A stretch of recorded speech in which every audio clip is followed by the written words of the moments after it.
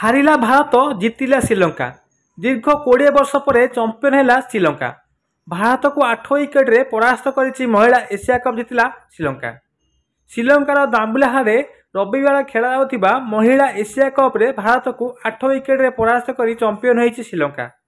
Bharat toss जीति प्रथम batting कर 2 विकेट विनिमय 165 रन करथिला। स्मृति मानधना 60 और रीता घोष 30 रन करथिला बेले उमा छेत्री और हरमनप्रीत कौर यथाक्रमे 9 और 11 रन कर आउट होते। भारत निर्धारित 20 ओवर 165 रन करथिला।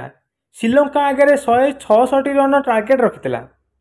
166 रन लक्ष्य को श्रीलंका 18 ओवर 4 बॉल मात्र 2 विकेट हराई हासिल कर दल पक्षर चामारी आटापू 61 रन और हर्षिता समर विक्रमा 69 रन करथिला बेले कबिसा दलारी 30 रन करथिले। पूर्वर 500 रनर्स अप संतुष्ट होइतिया श्रीलंका दल यह विजय सह भारत थारू मधुर प्रतिशोध नेबाकू सक्षम होइछि। 2022, 2008, 2006, 2005, 2004 रे Bharat Tharu Asia cup final रे श्रीलंका हारिथिला। सेहीपरि भारत मध्य एशिया कप 8टी संस्करण मध्यरु केवल 2018 को छाड़देले आउ सबुथर जीतिथिला।